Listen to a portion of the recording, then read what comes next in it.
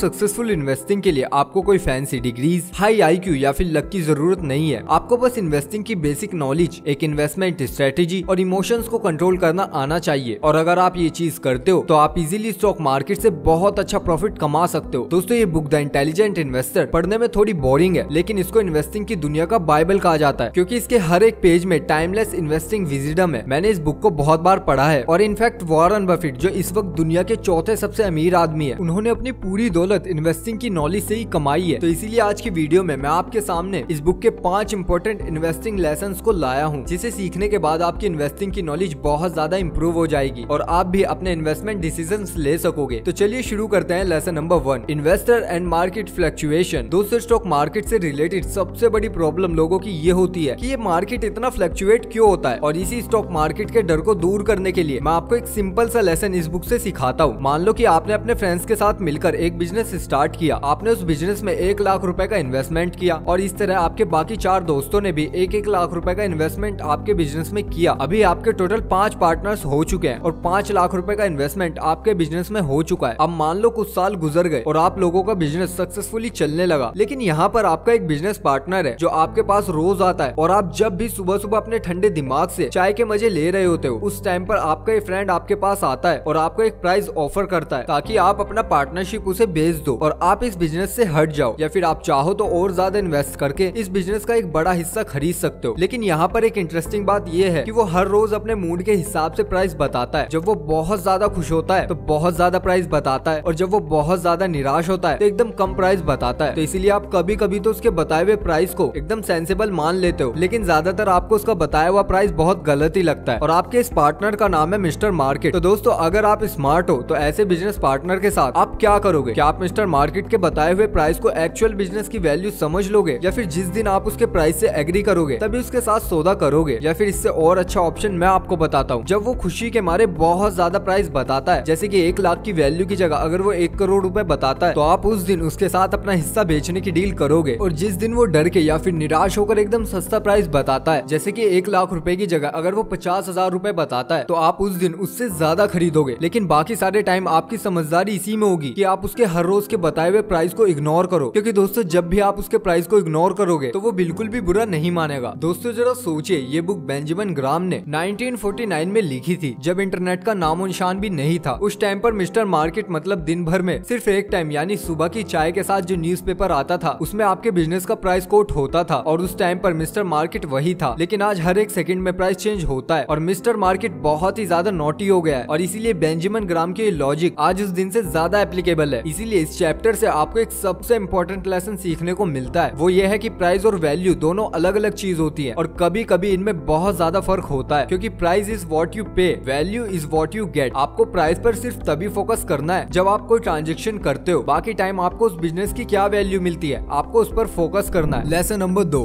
Investment versus speculation. दोस्तों, maximum investor stock market में सिर्फ स्पेकुलेशन करते हैं। जब भी कोई स्टॉक खरीदता है तो हम फौरन उसे इन्वेस्टर का दर्जा दे देते हैं, फिर भले ही उसने इन्वेस्टमेंट से पहले कोई रिसर्च की हो या फिर नहीं। ज्यादातर लोग स्टॉक मार्केट में लॉस खाकर बैठते हैं, और इसका कारण ये होता है कि जब वो स्पेकुलेशन से प्रॉफिट कमाते हैं तो बहुत ज्यादा पैसे लगाते हैं तब तक जब तक वो सबक ना सीख ले। लेकिन दोस्तों, अगर आप सच में इन्वेस्टिंग करो तो आपका लॉस होने का चांसेस बहुत कम है, जो इस वीडियो के एंड होने से पहले ही आपको समझ आ जाएगा। क्योंकि बेंजामिन ग्राम के हिसाब से इन्वेस्टिंग का मतलब होता है an investment operation in which open through analysis promises safety of principal and an adequate return. Operations not meeting any of this criteria are speculation. अगर आप ये डेफिनेशन नहीं समझे तो मैं आपको इसे डिटेल में समझाता हूँ। दोस्तों, इस स्टेटमेंट में तीनों चीजें ध्यान देने वाली है। सबसे पहला थ्रू एनालिसिस, मतलब कि आपको इन्वेस्टमेंट करने से पहले कम से कम उसके बिजनेस के बारे में तो रिसर्च करनी चाहिए। एनालिसिस में 3 चीजें देखनी पड़ती है, quality of business, quality of management और बिजनेस वैल्यूएशन। इन सभी चीजों के ऊपर मैं एक डिटेल में वीडियो बनाऊंगा, तो आप चैनल को सब्सक्राइब जरूर कर लेना। दोस्तों, दूसरा और सबसे इम्पोर्टेंट पॉइंट इस स्टेटमेंट का ये है सेफ्टी ऑफ प्रिंसिपल। अगर आप रोड पर किसी चलते इंसान से पूछो कि वो स्टॉक में इन्वेस्ट क्यों नहीं करता, तो लोग कहेंगे कि प्रिंसिपल की सेफ्टी नहीं है, आपका पैसा सेफ ही नहीं है। यानी आप जो पैसा इन्वेस्ट करते हो आपको वो पैसा खुद ही इसमें सेफ नहीं लगता, तो प्रॉफिट तो बहुत दूर की बात है। लेकिन बेंजामिन ग्राम के हिसाब से आप कोई इन्वेस्टमेंट तभी करो जब आपको उसमें प्रिंसिपल सेफ दिखता हो। अब ये कैसे होगा, ये चीज आपको इस वीडियो के एंड होने से पहले समझ में आ जाएगी। दोस्तों, मेरे हिसाब से आपका सबसे पहला फोकस स्टॉक मार्केट इन्वेस्टिंग में ये नहीं होना चाहिए कि आप पैसे कैसे कमाएं, बल्कि ये होना होना चाहिए कि आप पैसे कैसे ना गंवाएं। और इस स्टेटमेंट में तीसरी और सबसे इम्पोर्टेंट बात यह है कि बेंजामिन ग्राम हमें कह रहे हैं हमें एडिकेट रिटर्न मिलना चाहिए, यानी सेफ्टी और प्रिंसिपल के साथ हमें इतनी एश्योरिटी होनी चाहिए कि हमारा पैसा हमें एटलीस्ट एफडी या फिर किसी दूसरे इन्वेस्टमेंट से अच्छा रिटर्न दे, वरना हम इतना रिस्क क्यों ले। तो इस डेफिनेशन का ओवरऑल मतलब ये होता है कि आपको बिजनेस की अंडरस्टैंडिंग होनी चाहिए, आपको इतनी एश्योरिटी होनी चाहिए कि आपका पैसा सेफ है, प्लस आपको ये पता होना चाहिए कि आपको अपना रिटर्न कब और कितना मिलेगा, वरना operations not meeting any of this requirement are speculation. Benjamin Graham कहते हैं कि अगर आपको स्पेकुलेशन करना ही है तो आपको उसके लिए एक सेपरेट अकाउंट बनाना चाहिए, उसमें आप एक एलोकेशन कर दो यानी कि 10%, उससे ज्यादा आप स्पेकुलेशन नहीं करोगे और बाकी का 90% आपकी जो सेविंग है आप उसको सिर्फ और सिर्फ इन्वेस्टिंग के लिए ही रखोगे। Lesson number 3, investor and inflation. Inflation इसकी कौन चिंता करता है, लेकिन बेंजामिन ग्राम ने यहाँ पर इस चैप्टर को ऐड किया है किसी वजह से। ये टॉपिक इन्फ्लेशन की हम इंडियंस के लिए बहुत ज्यादा इंपॉर्टेंट है, क्योंकि जैसा आप इस फोटो में देख सकते हो 1970 से अभी तक यूएसए का इन्फ्लेशन काफी कंट्रोल हो गया है, लेकिन इंडिया का इन्फ्लेशन 7 से 8% पर ईयर का होता है। मतलब कि जो इंडियंस पैसा इन्वेस्ट करते हैं वो लोग ज्यादा स्पीड से अपने पैसों को खो रहे हैं, और जो एफडी वगैरह में इन्वेस्ट करते हैं जिनमें हमें 7 से 8% का रिटर्न मिलता है, उनको तो कुछ इन्वेस्टमेंट पर रिटर्न मिल ही नहीं रहा, क्योंकि उनके पैसों की परचेसिंग पावर तो उतनी ही है। और दोस्तों लोगों को इसकी चिंता इसलिए नहीं होती क्योंकि आपको उसका लॉस दिख नहीं रहा। अगर आपके पास आपके गल्ले में 100 रुपए है तो 10 साल बाद भी वो 100 रुपए वहीं पर रहेंगे और लोगों को लगता है कि उन्होंने कुछ खोया ही नहीं, और यहीं पर लोग धोखा खा जाते हैं। लेकिन सिर्फ 7% के हिसाब से 10 साल में उसकी वैल्यू आधी हो जाएगी। और दोस्तों अगर आपको किसी भी इन्वेस्टमेंट को एक्चुअली में देखना है कि वो आपको कितना रिटर्न प्रोवाइड कर रहा है, तो आपको ये देखना चाहिए कि वो इन्फ्लेशन एडजस्टेड रिटर्न कितना प्रोवाइड करा रहा है। और अगर आप महंगाई को अकाउंट करते हो तो आपको फिक्स डिपॉजिट से कुछ भी नहीं मिल रहा। Lesson number 4, stock selection for defensive investor. Benjamin Graham ने यहाँ पर एक डिफेंसिव इन्वेस्टर के लिए स्टॉक सिलेक्शन का क्राइटेरिया बताया है, वो ये है adequate size of the business. मतलब आपको लार्ज कंपनियों में इन्वेस्ट करना चाहिए, क्योंकि छोटी और न्यू कंपनियां ज्यादा रिस्की होती हैं। Point number 2, strong financial condition. Company का करंट एसेट उसकी करंट लायबिलिटी से डबल होना चाहिए, यानी कि 2/1 का करंट रेशो, और कंपनी का करंट एसेट उसकी टोटल डेब्ट से ज्यादा होना चाहिए। Point number 3,